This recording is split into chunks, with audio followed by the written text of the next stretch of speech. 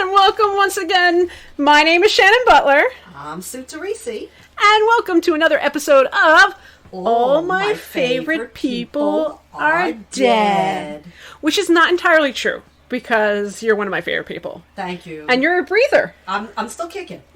I'm still kicking, and you're one of mine, and you look pretty lifelike. Lifelike, yeah. There's a pulse. You're still beating there. Yeah. So our other favorite people are dead. A lot of our favorite people are dead. Yeah. And there might be some people we might want to include in that. I mean... but they're not our favorite people. If we make them dead, then they wouldn't be our favorite people.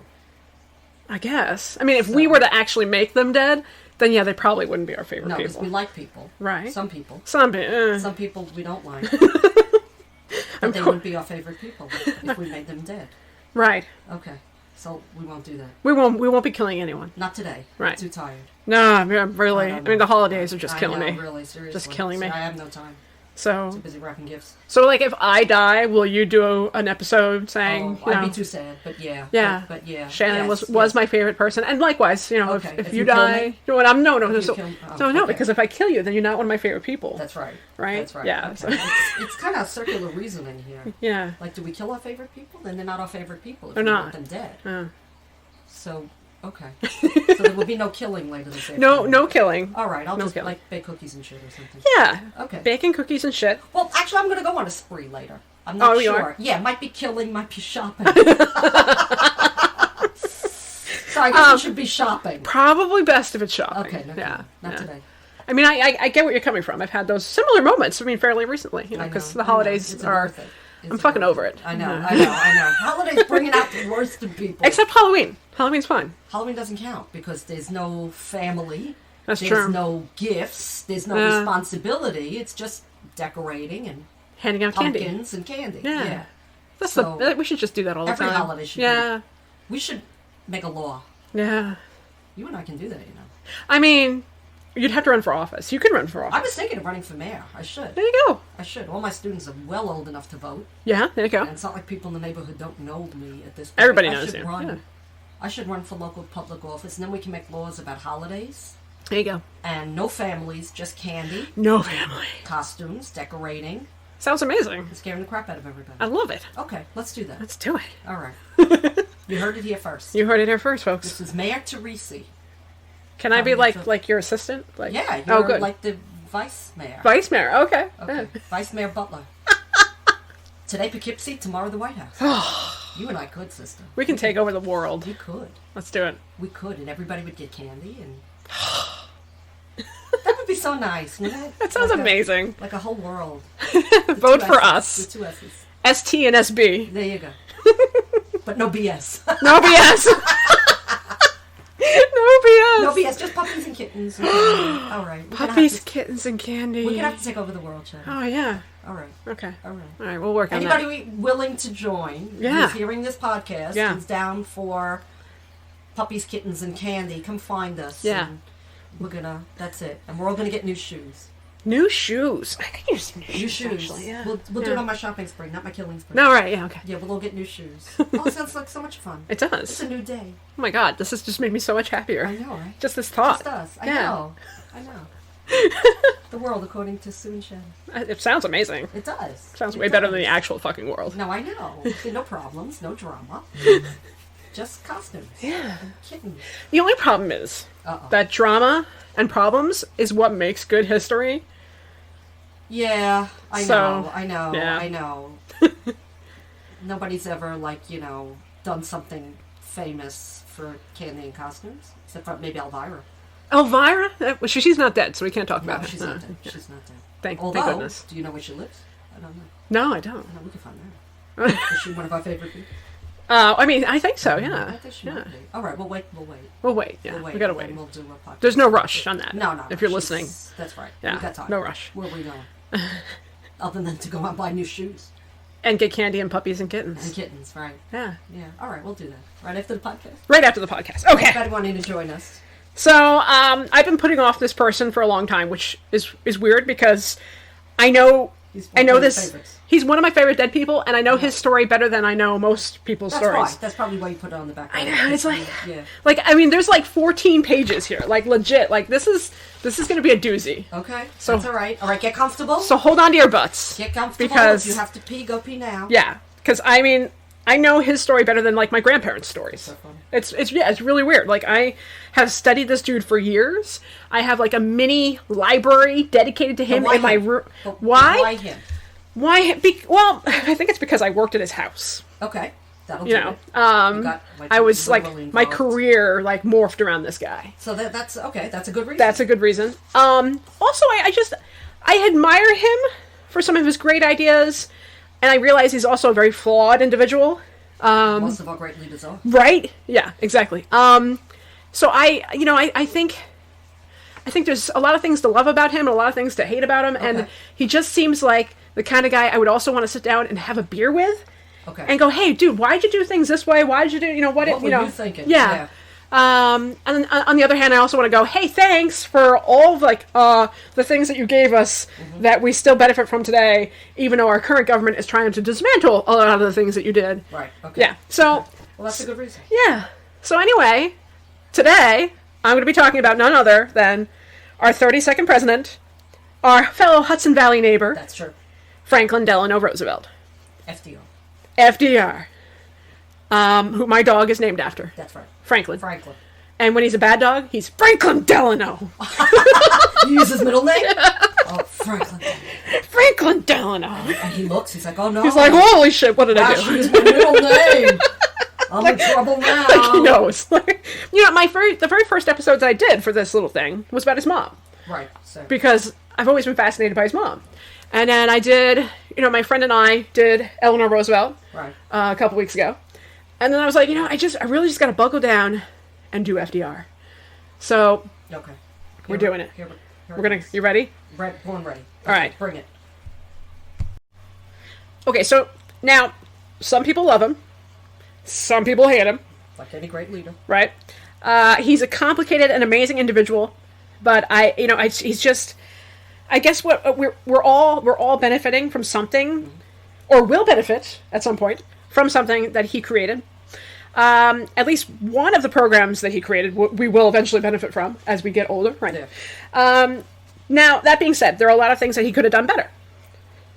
Major problems like civil rights, handling of the Holocaust, private matters like maybe not cheat on your wife, little things, something like fidelity, there's some things that he probably could have done, but he managed to overcome major public matters, like getting the country through the Great Depression, leading this country to victory in World War II, private matters like overcoming polio. Yeah. Like, whew, little thing like that. Little things. There's a lot to talk about here. So, like I said, hold on to your butts. Okay. Because we're going to get into this. Buckle in. Hold on tight. Buckle up, bitches. Put your helmet on. Franklin Delano Roosevelt was born on January 30th, 1882, in a nice little room in a nice little mansion on the Hudson River in Hyde Park, overlooking the beautiful scenery. You've been there, right? Sure, haven't you? Okay, sure, good. All right. His father was James Roosevelt, a wealthy descendant of Isaac Roosevelt, one of the early patriots of New York, and one of the founders of the Bank of New York. So there's some money there. Old money. Old money, yeah. His mother, who we talked about on the very first episode, Sarah Delano, she is from the very wealthy drug-dealing family, the Delanos, right? Opium dealing, good times. His childhood was spent at the glorious Hyde Park estate, which was called Springwood. And his lifelong hobbies were really developed as a child, including bird watching, stamp collecting, model shipbuilding, horseback riding, which sadly would not be a lifelong hobby. We'll get to that later. I wonder why. Anyway. Horses are not handicapped accessible. They're not handicapped accessible. That's true. So, he was a very happy child. Like, life was great. Wouldn't you be if you had old money and all those advantages? Seriously. Living on that estate? You think? Life is good. What are you doing? I'm just watching birds. I got nothing else to do. I know, right? And then he's like, once he's found the bird he wants, he goes out and he shoots it. Yeah. And stuffs it. Yeah. And you got that whole case of birds in the main foyer of the Roosevelt home. Yeah, that's charming for people like me. That's just lovely. So, his mother dressed him up in, like, little Lord Fauntleroy outfits. He had the long blonde curls for the longest time. Junior drag queen? Yeah, junior drag queen. I like it. That's for some baby drag queen. That's how RuPaul started too, you know. Well, when he morphed out of the Little Lord Fauntleroy outfits, he got into sailor suits and kilts. Naturally. Yeah, you know. Upgrade. Absolutely. So it took a while before his mom finally put a pair of breeches on him. She also, bathed him until he was, 10. Something ridiculous like that. Yeah, that's healthy. Bathe your 10-year-old son and put him in curls and a kilt. Yeah. Alrighty then. Yeah. 19th century mothering, you know. You know. So CPS to know about that. He was privately tutored at home until he was finally sent off to Groton School. Naturally. Which was a school run by the Episcopal Church, which we were talking about earlier, overseen by the Reverend Endicott Peabody. I love that name, Endicott Peabody. Very snooty. Very snooty, very Episcopalian. Very, very snooty. So, Endicott Peabody instilled in his students the importance of public service. Okay. And taking care of those less fortunate than you. And actually, FDR would take that seriously the rest of his life. With his money, everybody was less fortunate than him. Yeah, literally everybody.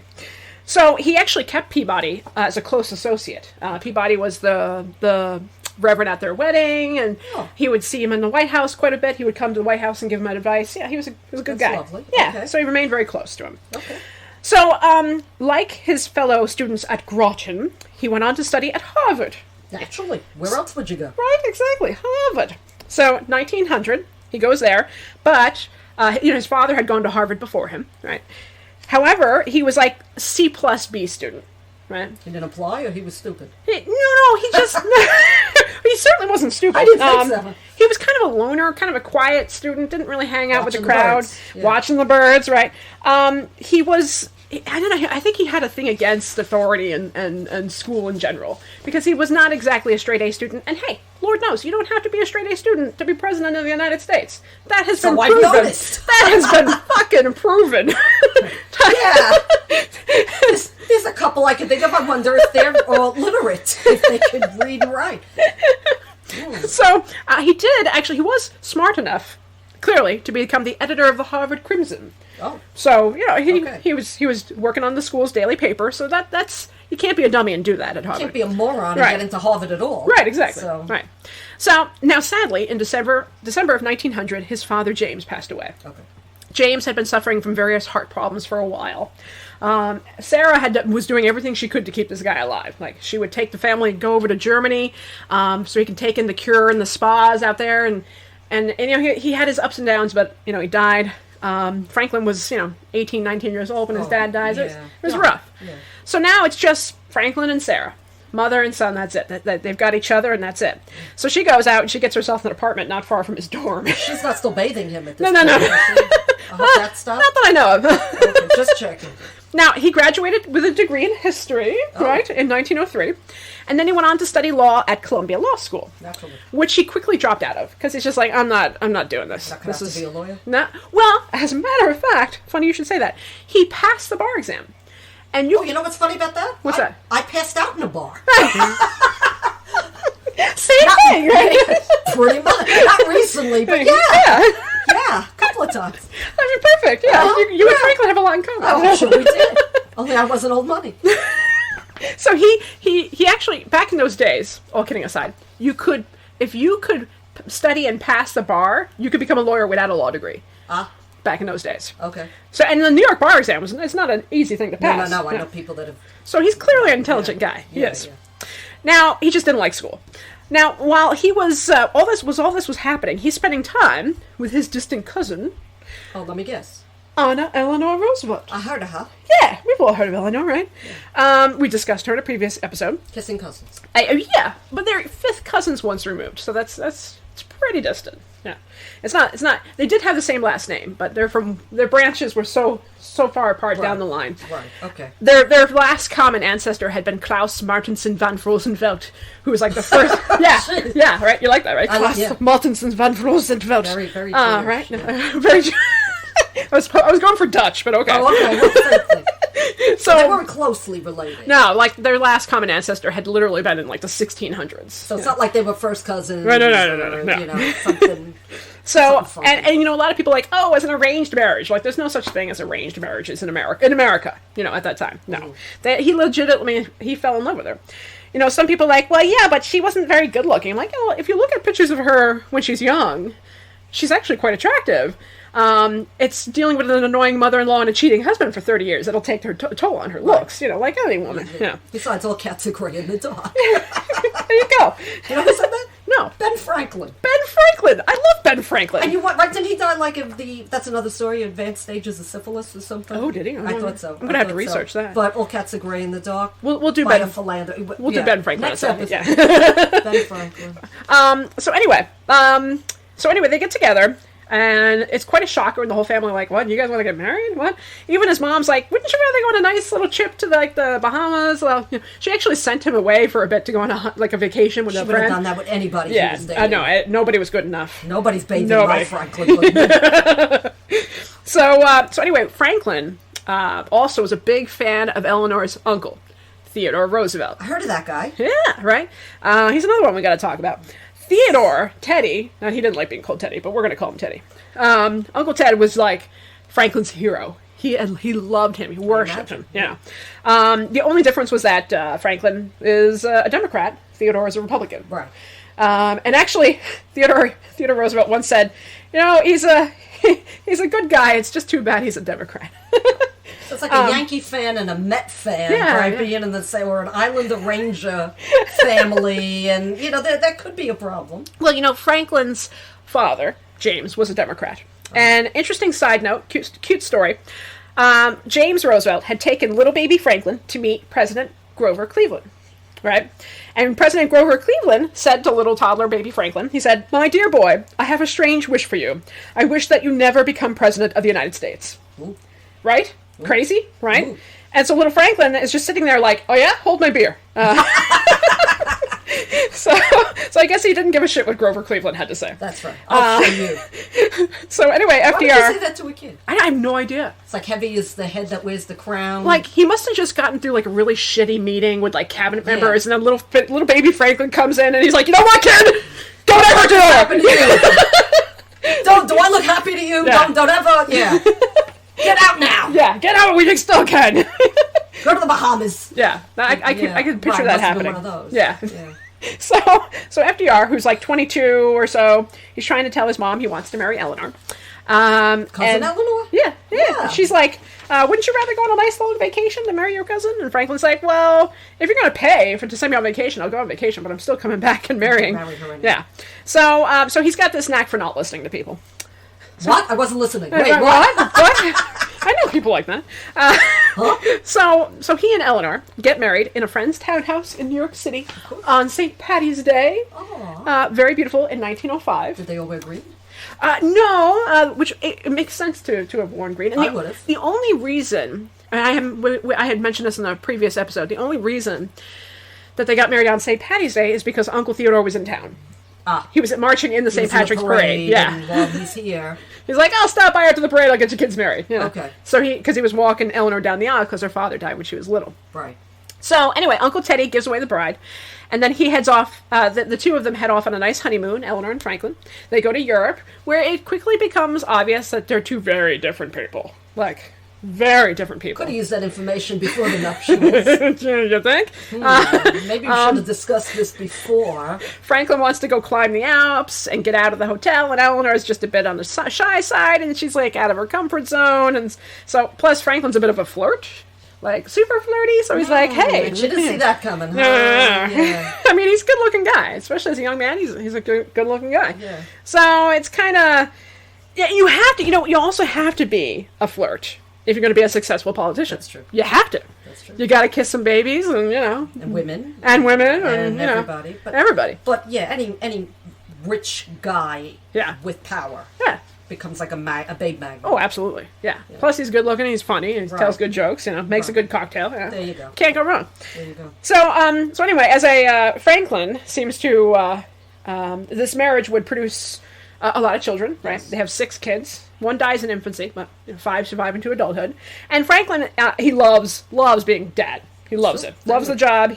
He's so good at being a father. He played with the kids. He was very loving. He's very funny. He's very active. His kids would all say how much fun he could be and how active he was with them growing up. Like, that's totally not what Eleanor was, like, at all. Franklin was, like... The fun dad. The fun dad, yeah. Now, earlier, we mentioned that he had passed the bar exam. So he did join a law firm the firm of Carter, Layard, and Milburn. But he didn't really take law seriously. Like, he's not famous for like being the lawyer at any big trials or anything like that. That's not what he does. He wanted a life in politics, and he always had, because, like I said, he loves Theodore Roosevelt. So in 1910, he's elected to the New York State Senate in the 26th district, which at the time was Dutchess, Columbia, and Putnam counties. Right where we are. Right where we are, exactly. He was elected in 1912. Re-elected in 1912. So he must have done something right. Sure. Though he was pissing off some folks while working in the Senate. He was trying to take down Tammany Hall, the Tammany Hall machine, in New York City. And that was a problem. Yeah, and especially in the Democratic Party. Sure.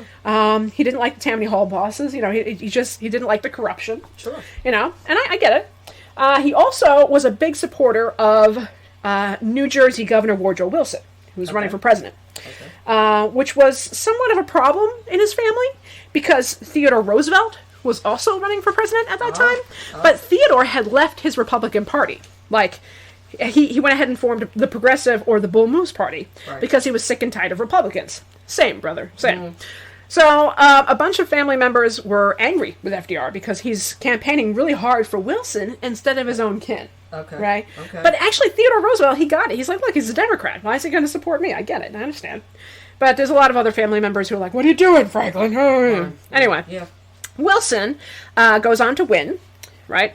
Theodore, like I said, he didn't mind. And then since FDR had worked so hard for Wilson, it actually works out in his favor, because Wilson brings Franklin with him to Washington, D.C., and makes him the Assistant Secretary of the Navy. Good job. Yeah. Interesting side note, 4 Roosevelt men would hold that title. Oh, wow. Yeah. Theodore Roosevelt, the senior, then Theodore Roosevelt Jr., FDR, and then later on Henry L. Roosevelt, another cousin. Oh. So 4 Roosevelt men. Yeah, they hold this title for a long time. And FDR fucking loved this job. Like, he loved being Assistant Secretary of the Navy, because he had loved the Navy since he was a kid. He loved ships. He loved sailing. Okay. He read every book. He studied every ship. You know. Up his alley. It was totally his thing. He actually supported the idea of the U.S. having a large naval force. Meanwhile, his boss, the actual Secretary of the Navy, Josephus Daniels, was a newspaper editor who, barely knew how to row a boat. You know? Wow. Actually, that's probably not entirely true. Josephus Daniels' father had been a shipbuilder. But anyway, I think FDR enjoyed the job a lot more than Daniels did. Okay. So anyway, the family moves down to Washington so Franklin can work. During World War I, FDR kept kept asking President Wilson to let him join the Navy and serve as an officer during the war. Okay. But Wilson insisted that he was far too valuable in the office. Okay. So he's like, no, you're not going. Need you here. Yes, exactly. Now, he would be allowed to travel over to tour the naval bases in Europe and just kind of check on things in the summer of 1918. But he didn't really take part in any real military action, so to speak. Now, what he was clearly taking part in was, dun dun dun, opium? An affair. Oh, close. An affair! A different kind of opium. Yeah, really. When he came home from Europe, he had a nasty case of influenza. Now, he's really lucky he didn't end up dying from the Spanish flu, which everybody was dying from at the time. So, not a case of syphilis. No syphilis. No, not that we know of. Yeah, when he came home, his wife decided to be the helpful housewife and unpack his luggage, right? And she finds this infamous bundle of love letters. Not a bra. Not a bra. Not a pair of underwear. No. She finds letters. Okay. That are from her own social secretary, Lucy Mercer. Right under her nose. The very lovely, very friendly woman. Everybody in the family loved her. Why would you leave that laying around? Did he want to get caught? Oh, I don't know. He was so sick that when he got home, he didn't realize that it was still in his bag, these letters. And that's another thing. You know, I'm glad that FDR saved everything. Yeah. As a historian, it's like, thank you for saving everything. On the other hand, it's like, honey, you don't save those. You toss that shit out. You read it. That goes in the fireplace before you get sick. Yeah. I don't know. I mean, I'm not, versed on the art of deception. No. But I don't think I'd leave that laying around in the luggage. What's the joke? This guy goes to the gym and they go, hey, when did you start wearing that girdle? Ever since my wife found it in the glove compartment. Right? Yeah. Why did you? Yeah. I don't. Okay. Yeah. Alrighty then. So, Lucy had been hired by the Roosevelts when they moved down to Washington, D.C., because Eleanor needed somebody to help her sort of navigate Washington housewives. The real housewives of D.C. Is that what we call it? Yeah. Why don't you navigate my relationship with my husband? No, Eleanor was trying to get along with all the other Washington, D.C. wives, and Lucy Mercer had come from a very prominent family in D.C. She was in. She knew everybody, but her family had fallen on hard times, so she needed a job. There you go. So Lucy's it. And everybody loved her. She was great. Especially Franklin. Franklin really loved her. I imagine he did. Honey. So anyway, clearly this love affair had been going on for a while. Oh, well, that's sad. That's sad for her. People had seen Franklin and Lucy around town, like when Eleanor would pack up the kids and go to their summer retreat in Canada, Campobello. So he was public with her. He was like, "Oh, honey, I got some work to do here in Washington. You go ahead with the kids. I'll meet you up there." So he's hanging out with Lucy on a yacht on the, And everybody sees. Yeah. And nobody's telling Eleanor. Even Alice Roosevelt, the infamous Alice Roosevelt, who I'm definitely going to do a podcast about because she's like the most famous. She's Theodore Roosevelt's daughter. She is like the greatest bitch of the early 20th century. Yeah. She's a character. And she's actually the one going, "Oh, Franklin, let's have some time together. Bring that beautiful Lucy with you." There you go. She's nudging it. Yeah. So, because she's a bitch. So Franklin... What does she care? No, she doesn't care. What are you going to do? Tell Eleanor? What are you going to do? She's like, "Oh, I don't care. Yeah. I hope word gets back to Eleanor." Like that kind of a thing, yeah. So Franklin was, he's not very bright about this whole thing. And so hence Eleanor finds letters. So they talk about divorce, but they don't get a divorce because there's no such thing as a divorced politician back then. Or a divorced Roosevelt. Yeah. Well, funny you should say. All of their children would be divorced and remarried several times. That generation. Yeah. This generation. This generation, no. Yeah. But like the next generation, holy shit. Yeah. Right. But right now, no, no matter what. So there's no such thing as divorce then. Oh, no. So Franklin, he's trying to, kind of work things out with Eleanor. He's like, "Oh, I'm so sorry. I'll never see Lucy again," which is a lie. I promise. It's a lie. So Franklin's next move is to make a run for the vice presidency. Why not? Right? In 1920, he joined up with this guy named James M. Cox. Have you ever heard of James M. Cox? I don't believe I have. Of course you haven't. You know why you haven't heard of James M. Cox? Because he's dead too? No, because they lost. They lost James Cox? Where'd they lose him? We never remember the guys who lose. Like, never, right? Isn't that the truth? It's true. So James M. Cox, vanished. Nobody knows who he is because... He's in the Bermuda Triangle. He vanished. He lost terribly. They had this campaign, James M. Cox and FDR running for president in 1920. FDR was the running mate. They lost horribly, like really bad, to Harding and Coolidge. It was a huge margin. Harding and Coolidge had like over 60% of the vote. It's huge. So it was a bad loss. But they recount the election. There was no recounts back then. Oh, okay. Maybe it wasn't a real loss. Maybe he lied. Hey, who knows? Scandal. It's fraud. I wonder. Fake news. I wonder. So anyway, FDR took it in stride because he saw this as a good thing. Years later, he saw it as a good thing. He's like, it's a good thing that I lost? No, well, he said it was a good thing I had the chance to campaign all over the country, so now people outside of New York knew who he was. Okay, so he's putting his name out. Yeah, so he's like, Franklin Roosevelt, the name is out there, you've heard of him before. Me, even though I'm a big loser. Yeah, even though I lost, you're gonna remember my name. That's right. Now, he was taking a break and trying to determine what moves to make next when he gets a real major blow. Like, worse than any political loss. In August of 1921, when he and the family were hanging out at Campobello, their little cottage up in Canada, beautiful place, I've been there, lovely, he suddenly became very sick. Mm-hmm. So he walked upstairs to his bedroom to rest, and that was the last time he would ever walk without someone's help ever again. That's terrible. And I remember walking up that staircase and just going, shit, this is eerie as fuck. Because I'm like, the man who I've always admired, this is where he took his last unaided steps. That's how I felt in the Anne Frank house. Oh, right. You walk up in that, you're going up into the attic. I'm like, oh my god. Yeah. Yeah. The shit gets real. Oh yeah. Yeah. It does. These historic places is like powerful it really shit. Is. It really is. When you're like actually in the real place that you know it happened. Yeah. Yeah. It's very eerie. Oh, absolutely. I you know what? I walked up those stairs and I was just like, Wow. wow. His symptoms included high fever, ascending paralysis, meaning it started at the bottom of his body and made its way up, ascending and paralysis, bowel and bladder issues. Sure. So the official diagnosis was, of course, polio, or infantile paralysis. Now, his mother immediately felt that her son should just, like, retire from public life, call it quits, you're done, because, after all, there's no such thing as a political figure who can't walk.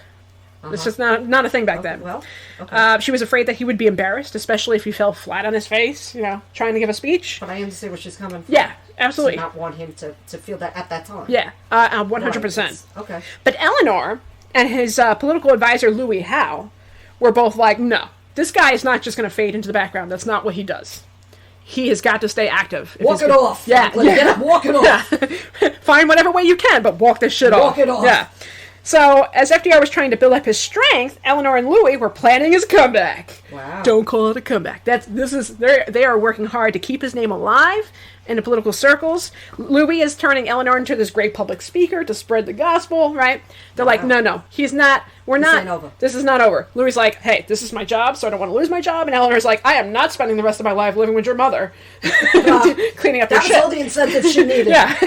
Walk it off. You're not leaving me with her. So he's spending a lot of time exercising. Eleanor is out there getting the word out. FDR began spending time on a little houseboat called the Larocco, where he's swimming in the warm waters down in the south. Okay. And eventually he stumbles on this place called Warm Springs in Georgia, which became his refuge. Okay. His first visit to the old rundown place was in October of 1924, because he had heard that a boy with polio had taken a swim in the waters and was cured. Imagine that. Yeah. So Franklin's like, sign me up. Miracle We're water. going. Bring it. So he goes down. So he tried it himself and discovered that the waters helped him feel stronger. The waters had like a lot of minerals in him, so he's a little more buoyant, so he could almost stand on his own in the waters. Yeah. So he was like, this place is amazing. And soon, the newspaper headlines read things like, Roosevelt will swim to health, right? Like, it was a big thing. Okay. So he actually saw so much promise in this place that he decided, I'm going to buy it. I'm going to buy it. Yeah, I'm buying this That's shit. what rich people do. Exactly. I like it. I think I'll own it. And it was not a wise decision, because he wasn't really worth that much money. Just to give you an idea, his mother had more money than he had. His total of his wealth was about $275,000 in his name. Okay. And buying this place outright, which meant having control over the natural springs, 1,200 acres of land, about 13 shitty-ass cottages, and the Merryweather Inn, which was also essentially a pile of shit, was going to cost him $200,000. That's a big chunk. That's two-thirds of his financial wealth, his fortune. So he does it. Serious about. Okay. He does it. Serious he about is it. fucking serious. Eleanor and his mom are like, No. you are out of your goddamn mind. Bad investment. But he's like, nope, we're going to do it. Now, that being said, this would bring hope and healing to him and lots of other polio patients. That's right. Like, he would pay to have these people brought in and let them go swimming with him. Okay. And it became a huge success. Okay. And honestly, for a while there, he's like, maybe I should just devote my life to this. Maybe I should just call the political game quits and just do this. Wow. Yeah, he was seriously thinking about it until New York State Democrats, like Governor Al Smith, came in and said, no, we need you. You need to come back. Okay. We need you in this game. Okay. So, Governor Al was adamant that FDR run for governor of New York in 1928, since Al had just won the nomination to run for president of the United States. Al Smith. Good guy. Mm-hmm. Now, fun side note. To get FDR interested in running, Governor Smith suggested that one of the greenhouses that was at the governor's mansion in Albany be converted into a pool for FDR to continue his therapy. Okay. Yeah, up there at the governor's mansion in Albany. And there were 3 greenhouses up at the governor's mansion in Albany. And so he said, one for his therapies. yeah, he's like, we just take one, turn it into a pool, you can swim all year round. So that's a good idea. This was not, Franklin's like, a game changer. Cool. Yeah, game changer. So it actually worked. It actually convinced him. So the idea of having a place to swim in warm waters while working on speeches and talking to journalists managed to get FDR to run a barely successful race for governor of New York. He won by a 1% margin. Okay. Better than nothing. You're right, So Al Smith sadly lost the presidency. He did not win. That's why we never heard of him. Right? Well, another one. I mean, if you're from New York, you've heard of him because he's a famous governor in New York for a long time. He's a Catholic governor, so that's a big deal amongst Catholics. He really was quite the character overall. But yeah, if you're outside of New York, you don't know who Al Smith is. Yeah, exactly. So FDR was hanging out. He announced his plans for the reconstruction of the pool. Well, he was actually hanging out at his house in Hyde Park on December 16th, 1928. He's like, yeah, we're going to take one of the greenhouses. We're going to make it a pool. And he argued that it was costing the state $6,000 a year to operate the greenhouses. Oh, wow. And he said that it only managed to produce flowers that were worth $750. Okay. So he's like, taxpayers, it'll make a lot more sense for you guys if I have a pool instead of a greenhouse up in Albany. That's right. So legit, he's like, that's okay, right. Sounds good. Anyway, FDR is now governor of New York, and he will serve 2 terms as governor. Okay. Which back in those days was 2 years per term. Now, his first term was pretty quiet overall. Not a lot of stuff going on. His second term saw the beginning of the Great Depression. Mm-hmm. Mm-hmm. So this is really where you start to see him planning for future programs. He's starting to kind of create these ideas. Essentially, New York is like the guinea pig for his New Deal programs. He's starting them right here in New York. Okay. And it's working, actually. Temporary emergency relief, providing public works, as well as legislation on unemployment compensation and banking reform. He's starting that in New York, which is pretty impressive. Well, that would make sense, too. Yeah, he's getting the ball rolling on that, and it's looking really good. And Democrats all across the country are like, this is looking good. So, the Democratic Convention of 1932. It took a few ballots, but he was nominated on the 4th ballot, and he even flew from New York to Chicago, where the convention was being held, making him the first major party presidential nominee to accept the nomination in person. Wow. Brother was so excited that he got on a fucking plane. He's like, yes, I will do it. I'll run for president. He was so excited. And that's one of many firsts of FDR. Okay. He's got a lot of firsts in the next 13 years of his life. Let's look at a brief list of firsts. Okay. The first president to be inaugurated on January 30th. The first president to appoint a woman to the cabinet. Frances Perkins, Secretary of Labor. The first president to visit Haiti. Ooh. The first to appear 5 times on a national ticket. The first president to appear on television. There you go. The first and only president to serve more than 2 terms. Okay. The first president to establish a presidential library. Okay. The first president to veto more than 600 bills. The first president to visit South America while in office. The first president to fly in an airplane while in office. The first president to make a transatlantic flight. The first president to visit Iran. The first president to visit Africa while in office. So he's he's doing a little bit. That's just a small list. Not to mention the first one still being bathed by his mother at 25 years of age. Hey, you never know. I mean, whatever. You have those springs in the pool. It's all, mommy. You never know. Hey, anything's possible. Anything's possible. You never know. You never know.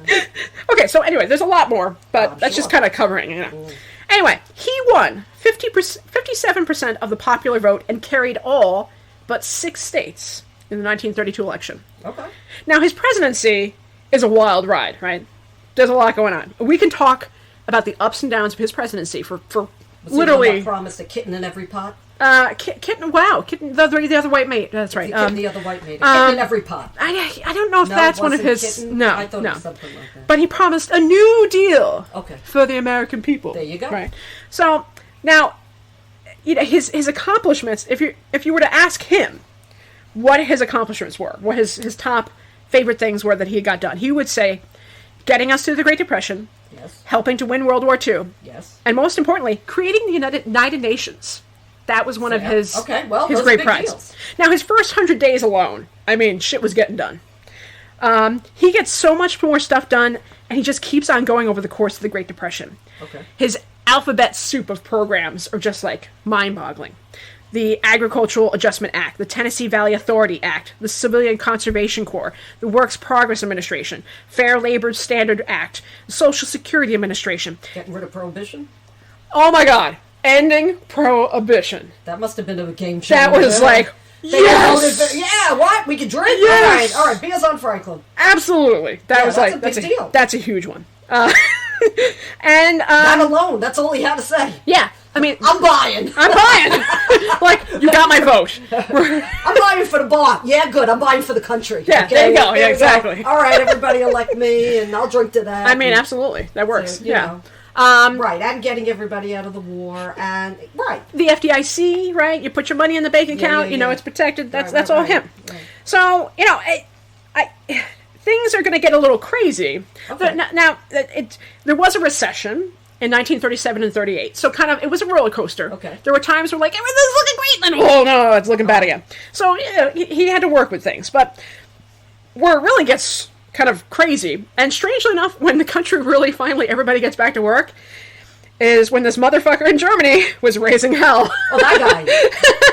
Oh, that guy. And the guy with the mustache. Yeah, the guy with the crazy, not Charlie Chaplin. Not the other crazy guy. The not funny crazy guy the not with funny. The mustache. Yeah. Yeah, I heard of that guy. So this motherfucker, right, is causing trouble. And strangely enough, the trouble he's causing is going to put this whole country back to work. Which is, I mean, terrible. Ironic. But it worked. Now, World War II. This is a huge... FDR had been itching for this country to get in this war. Because he knew war is good for business. It's good for the economy. That's true. As sad as it is. It's sad but true. In December of 1940, he proclaimed that the United States would be, quote, the arsenal of democracy, and proposed selling munitions to Britain and Canada. Okay. In early 1941, he got the Lend-Lease program going to aid Britain and China. Now, this will piss off Japan. And bam, December 7th, 1941. You know what happens when you piss off Japan. Yeah. The date which will live in infamy, right? Right. Pearl Harbor is bombed, and suddenly all of the isolationists were like, well, fuck, we're going to war. That's right. Right? So in 1942, the shit really hits the fan here in the country, because suddenly FDR wants 60,000 planes, 45,000 tanks, 20,000 anti-aircraft guns, just for starters. Now, this is just the beginning. So also that year, one of the highly criticized acts, he signs Executive Order 3066, which will be the evacuation of Japanese Americans from the Pacific to camps, in the desert. Yeah. This is not one of his finer moments. Even Eleanor is like, what the fuck are you doing?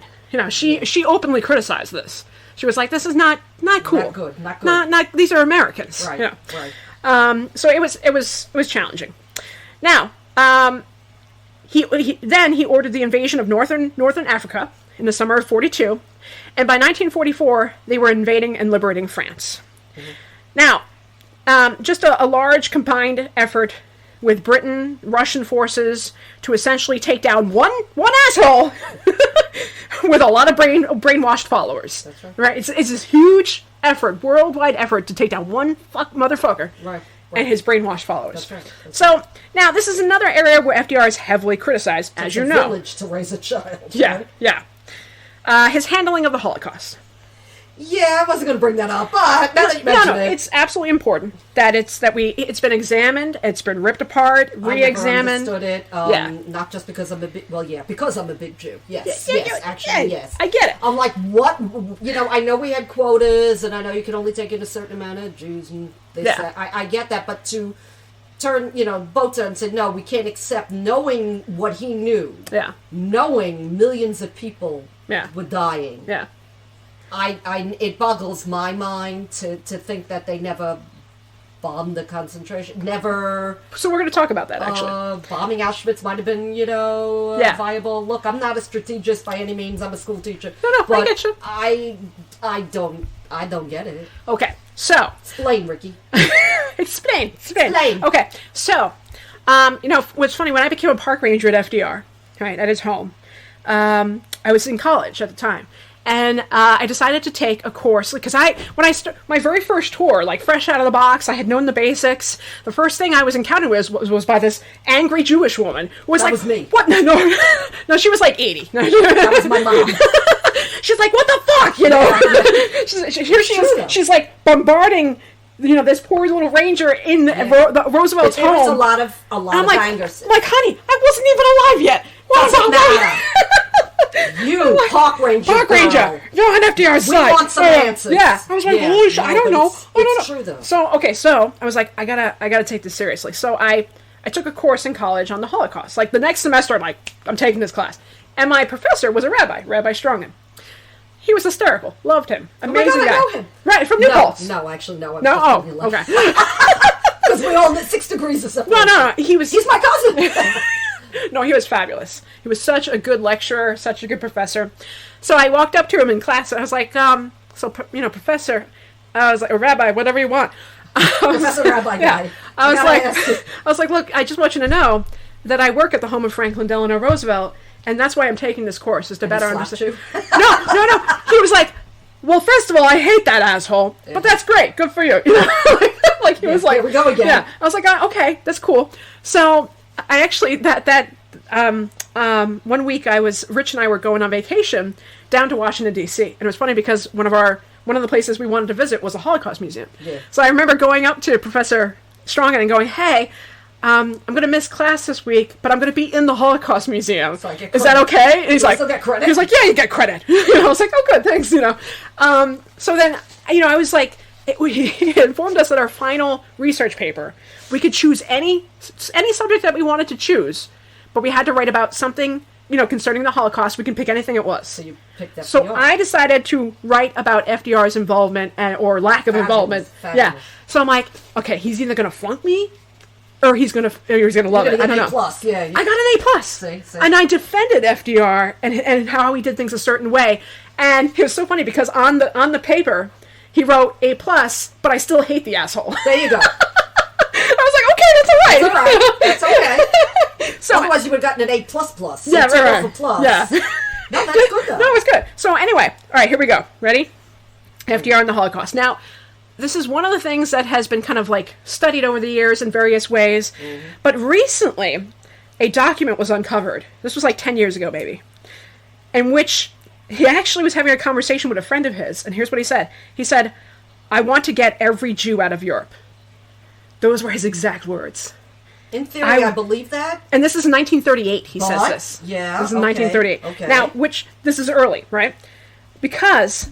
it is actually one of the few members, he was actually one of the few members of his administration to read Hitler's Mein Kampf in its original German. I did too. You did too? I did, actually, yeah. So I read Mein Kampf. Everybody else in the cabinet, they were reading like the American translations, which were shit, right?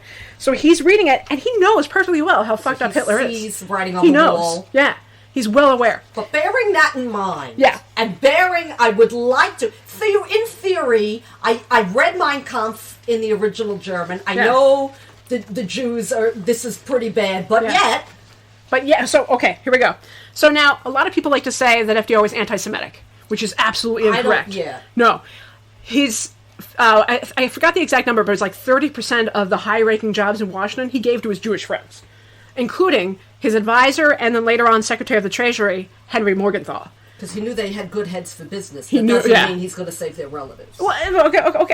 Hold on a second. Point of view. Sorry. No, I get it. Sorry. All right, so now we're going to start by kind of going into the fact is that when it comes to world leaders, FDR did more for Jewish refugees than any other world leader in the entire ever. I know. I mean, was it enough? No, it was not. But he did more than any other world leader, like in Britain, whatever, and he did the most. Now, he went ahead and started allowing the full quotas of immigrants from Germany, which at the time was over 90% Jewish immigrants coming in from Germany in 1938 and 39. We had never reached full quotas before, but by the late 30s, right, by the late 1930s, we're reaching the full quotas. Never had a guy like the mustache guy before. I mean, right. So he's asking other countries to raise their quotas. Mm-hmm. He's asking every other leader that he can think of, please raise the quotas. And they're all saying, we're not doing that. We're not. And some of them were like, we're not taking Jews, period. Mm-hmm. Now, this is all happening. FDR's planning a run for his third term in the middle of all this. Because he's like, well, I have to see this war through. He can see what's going to happen next. He's like, I got to stay in this if I'm going to defeat this asshole. So in 1940, he's trying desperately to run a third term, and this also means that he's got to kind of contend with the anti-Semitics who are here in the United States, and they're anti-Semitic people in the United States. No one told me that. No way, right? So really? I hadn't noticed. So he's like, he's trying to make sure that he's like, I'm not gonna raise the quotas, people. I'm not, because nobody wanted any more immigrants coming to this country. Right. And this is the same bullshit today. You know, this country's got a thing against immigrants. I know. Even though this country is built on immigrants. I know. Yeah, I know. They're gonna take your jobs. And Yeah. blah blah blah. Right. Yeah, I know all about it. So anyway, We need higher walls. he's running for a third term, which is, wait for it, unprecedented, right? So FDR had a lot of people in his administration that had no interest in letting more immigrants in his country, regardless of what they were running away from. Okay. For example, Breckinridge Long in the State Department, the Secretary of the State Cordell Hull, both of these guys were trying to convince FDR to take less and less refugees in, because they were afraid that the Jews were spies. Oh, of course. Yeah. You mean just like the Japanese we threw in the internment camps? Right, exactly. Wow, same spies. Same thing. A lot of spies going around. So, and these two guys who work in the State Department, they don't give a shit about the Jewish refugees at all. No, why and would then they have no problem telling FDR that. Mm-hmm. Meanwhile, on the other side of things, he's got his good friend Henry Morgenthau, fellow Dutchess County native, right, hanging out from a prominent Jewish family.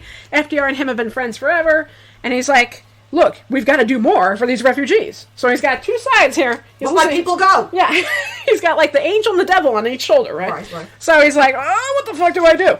Now, another thing. Okay, so he's pushing, Henry Morgenthau is pushing FDR to do more, especially 1942. Reports are coming in of the camps. Before 1942, that wasn't something they were really well aware of here. Mm-hmm. They had no idea. Now the reports are getting out. So now that you know, what are you going to do about it? Yeah. So in 1942, the reports are coming in of the exterminations. Morgenthau is persuading FDR to create the War Refugee Board in January of 1942. Okay. Which is good, because the War Refugee Board would actually be credited to saving about over 200,000 Jews. Okay. Which was, it's not a lot, but it's something. Oh, something more than what had happened before. Now, FDR hadn't even landed a single American in Europe yet. Mm-hmm. So he's like, I can't do anything. My people aren't there yet. They're not even in the country. Get them there. So he's like, the only way I'm going to get rid of Nazis is if I land some troops in there and kick their ass. Right. So that's what his Shouldn't main. be that difficult. Now, a lot of people are like, all right, so why aren't you bombing the camps? Yeah. Bomb the camps. Bomb the railroads leading to the camps. Exactly. Or bomb the gas chambers. Yeah. Here's another problem. British and American planes couldn't get that far inland until the spring of 1944. Why? Because they were being bombed down by Germany before that. They couldn't fly that far. Remember, a lot of pretty much all of the camps are not in Germany proper. No, they were in Poland. They're in the east. Yeah, They're too far inland. British and American planes can't get that far in without being bombed down by German anti-aircraft guns. So they can't even get to the camps until the late spring, summer of 1944. Okay. So, now, also, another thing in the Nazi playbook, not for nothing, but they don't have any rule that says, oh, we can only use gas chambers to kill Jews. No, they don't need gas chambers. They've been killing Jews with guns and starvation long before the gas chambers were even built. So it's like, yeah, sure, you can bomb the gas chambers, but they're still going to kill them. They're going to find ways. So FDR, it becomes his main focus is, in his mind, the best thing I can do to save the Jews is to win the fucking war. Is to get in there and just bombard until we get rid of them. Mm-hmm. Now, it took longer than he was hoping. Mm-hmm. It did. It was a bloody mess. But I know it's a lot. Could he have done more? I don't know. And historians will debate that for fucking ever. Mm-hmm. And it was all weighing on his shoulders, and in the end, it fucking killed him. Mm-hmm. It killed him, right? All the pressure between the war... So you're going to tell me we could drop bombs on Hiroshima and all... but we couldn't go and drop bombs in Germany? Well, even getting to Hiroshima was a lot of work. But we did. It wasn't. We seemed to manage that pretty good, dropping a couple of big boys. Sure, on that, but we couldn't fly over there and do something with these guys. But not until late 1945. Not until that far. Even after Germany had surrendered, could we get that far in?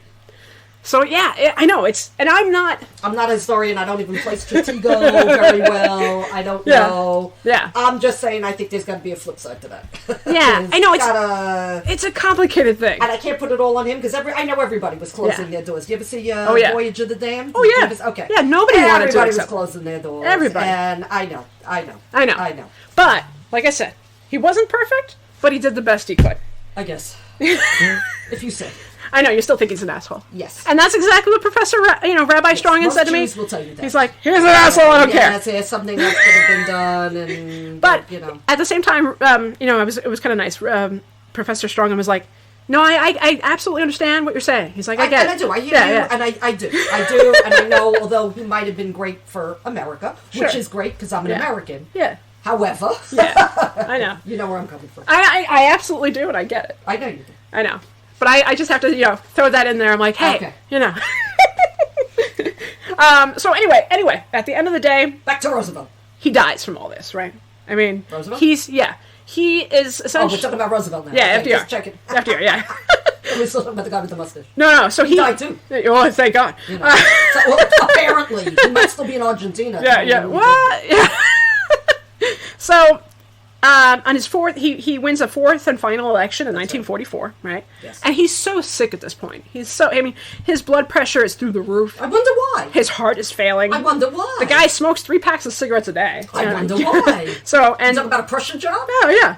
And he's dealing with racial tensions here in the States. He's dealing with southern in every pie. Yeah. Crazy people in Germany. It takes a toll on him. It weighs on your mind. There's a reason why we won't let people run for more than 2 terms now. Because it'll kill you. It's too much. So when he gets back from the famous Malta conference, right, in February of 1945. Malt liquor? No.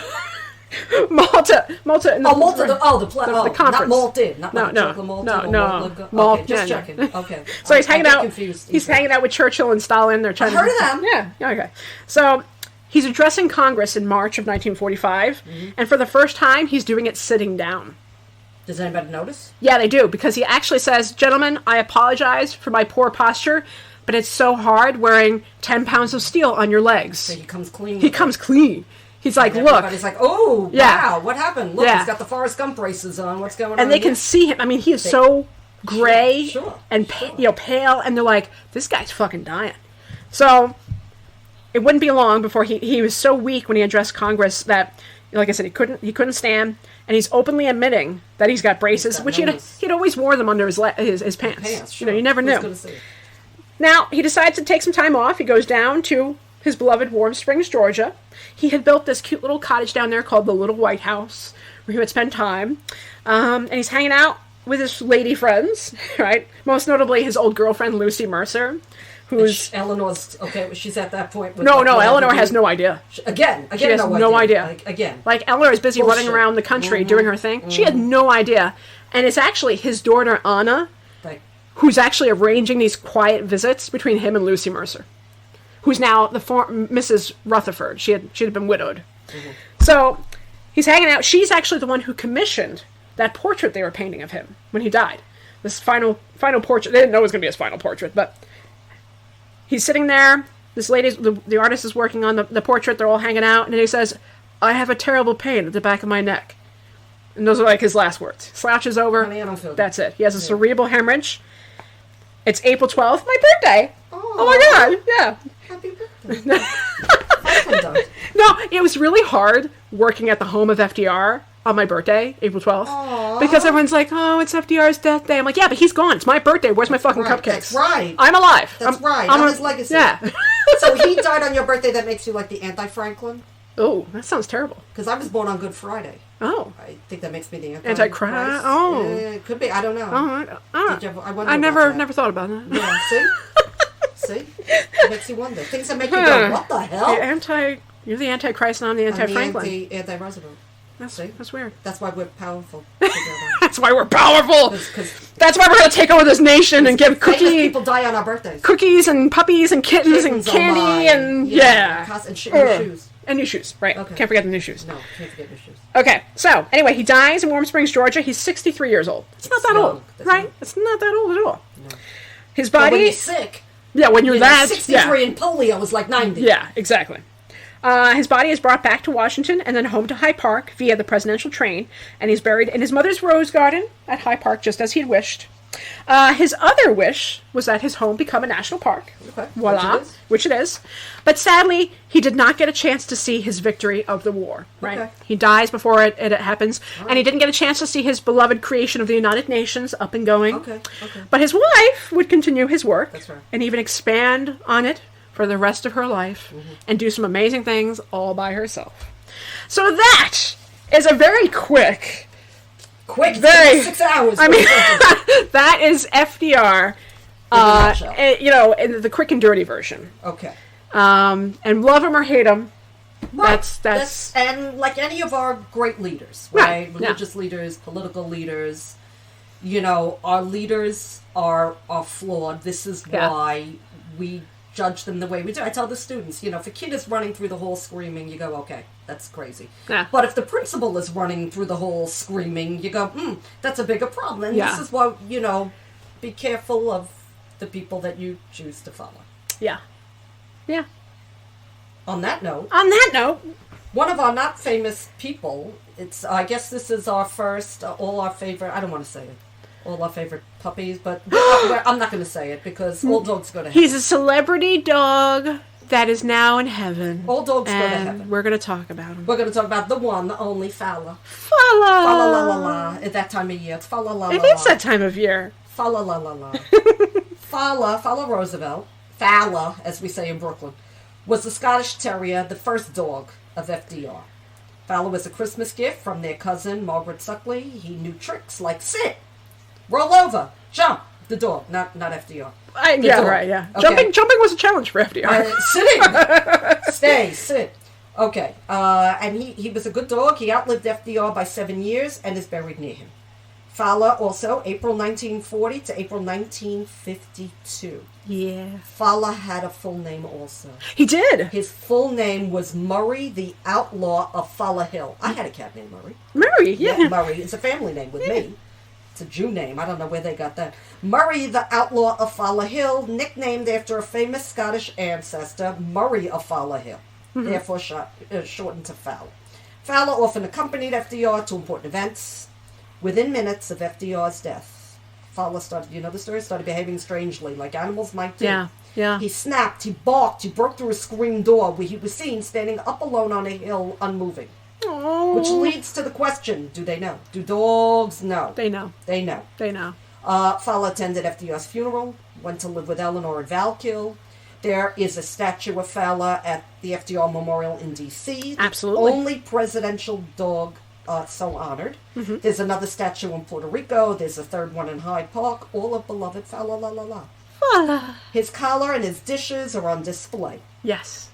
I have some cats buried out in Long Island, and Checkers, Nixon's dog, is buried out there. Yeah. Oh. I mean, no, but you know, it's just it's a thing. He's out there near some of my cats. There's a pet cemetery. Is that a thing? There's there is. Oh. There is a pet cemetery out in Long Island where I have some of my older cats. Oh. Checkers is out there. There's a thing for animals that horses, police horses. Oh yeah. And fire dogs, and there's a whole area. Very sad, very beautiful tribute to seeing eye dogs. Oh. And it says, "Thou has been," it's a quote from the Bible. "Thou has been my eyes." And there's a lot of stuff to immortalize those animals. You know, whether like search and rescue animals on 9/11. Oh yeah. Too. Yeah. So just a little word of all dogs going to heaven on Fala, the first dog. There were 2 movies made. Fala? Yeah. I think they were like shorts that would appear before the major. Cartoons or real films? No, real films filmed with Fala. Oh, actual footage. Yeah. Of him. And like some voiceover, a guy pretending to be Fala's thoughts and things. Aw. There was like Fala in the White House and Fala in Hyde Park. And they were adorable. I mean, so cute. He also had a fan club.